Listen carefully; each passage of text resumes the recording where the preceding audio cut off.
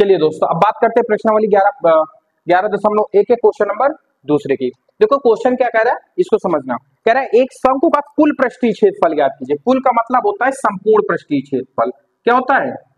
संपूर्ण। तो कंफ्यूज नहीं होना, कुल का मतलब ये होता है संपूर्ण पृष्ठीय क्षेत्रफल ज्ञात करना है हमें, ठीक है। जो हमें दिया क्या किया गया है इसमें, तिर्यक ऊंचाई दी गई है, ये कितनी दी गई है? 21 सेंटीमीटर या मीटर दिया गया है, 21 मीटर दी गई है। चलो हम भी ले लेते हैं 21 मीटर की, ठीक है। व्यास कितना दिया गया है इसका?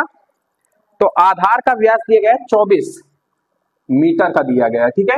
अब बात गौर से समझना, व्यास का मैंने कॉन्सेप्ट बताया था ना, ये पूरी डिस्टेंस कितनी दी गई है? 24 दी गई है।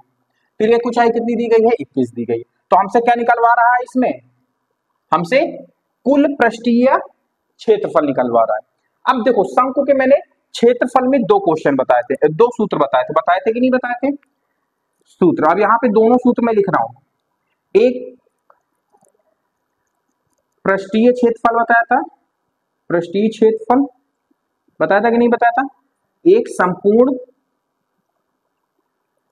पृष्ठीय क्षेत्रफल बताया था कि अच्छा ये क्या होता है? पाई आर एल होता है। ये क्या होता है? पाई आर एल प्लस आर या आर प्लस एल, जो भी आप करना चाहो, ठीक है। कुछ समझ में आया आपको कि नहीं समझ में? ये देखो, ये बार बार लिखते रहोगे तो आपको याद हो जाएंगे, ठीक है।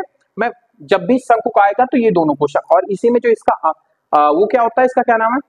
आयतन कितना होता है? तो 1/3 पाई आर स्क्वायर एच। क्या होता है इसका आयतन? आयतन भी लिख लो यहाँ पे। तो जो आपका आयतन होता है 1/3 पाई आर स्क्वायर एच, ठीक है। तो ये तीनों लिखते रहना तो आपको याद हो जाएगा। अब हमें देखो, अच्छा इन दोनों सूत्रों में इसमें कौन सा लगेगा, मुझे आप ये बताओ। नीचे वाला ना, क्योंकि ये वाला नहीं लगेगा, क्योंकि ये पृष्ठीय क्षेत्रफल बोलेगा, या फिर इसमें बोलता आपका जैसे ऊपर वाले में बोला था वक्र पृष्ठीय क्षेत्रफल। इसको पृष्ठीय क्षेत्रफल बोलेगा या फिर वक्र पृष्ठीय क्षेत्रफल बोलेगा। लेकिन जब आपको संपूर्ण निकालना होगा तो ये तो कुल कहेगा तो संपूर्ण कहेगा। तो आइए इसको लगाते हैं। क्या है हमारा? Pi r r pi r r plus l. अब बात गौर समझना, ये हमारा व्यास दिया गया है, तो यहां से अगर मैं रेडियस निकालूं तो क्या हो जाएगा? 24/2, मतलब इसका आधा करेंगे कितना हो जाएगा? 12 ही तो होगा। अब रख दो मान 22/7। यहाँ पे कितना आएगा? 12। यहाँ पे कितना आएगा? 12 प्लस तिर्यक ऊंचाई कितनी है इनकी?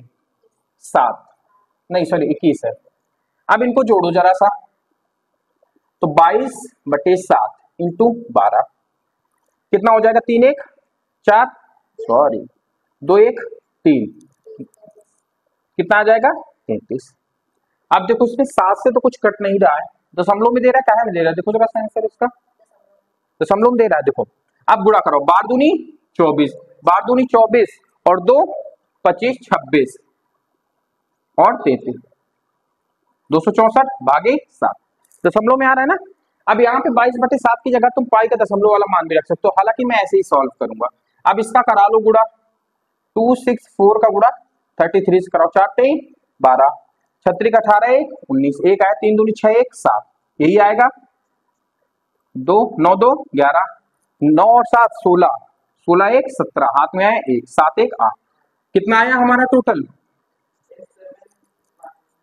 अब भागे 7। अब इसको भाग दे दोगे तो आपका आंसर आ जाएगा। 2 जरा सा, 7 1 कम 7, 1 बचा, 17 हुआ, 7 दूनी 14, 3 बचा, 31 हुआ, 7 चौक 28, कितना बचा? 3, कितना हुआ? 32, 7 चौक 28 दशमलव 4, जीरो लगाएंगे 40 हुआ, कितनी बार जाएगा? 7 बना 35, 5 बचा, कितना होगा? 7 7 49, कितना बचा? 1, एक ही बार जाएगा बस। तो आपका आंसर कितना आ रहा होगा? 5 इतना ही आ रहा है ना सेंटीमीटर, सॉरी हाँ हाँ वो मीटर में ही तो मीटर स्क्वायर आएगा, ठीक है। तो समझ में आया आप लोगों को कैसे इसको सॉल्व करना है कि नहीं समझ में आया? ठीक है, कैलकुलेशन पे थोड़ा सा ध्यान देना, बाकी हो जाएगा। चलो नोट कर लो, फिर अगला क्वेश्चन बताते हैं नेक्स्ट क्लास में, ठीक है।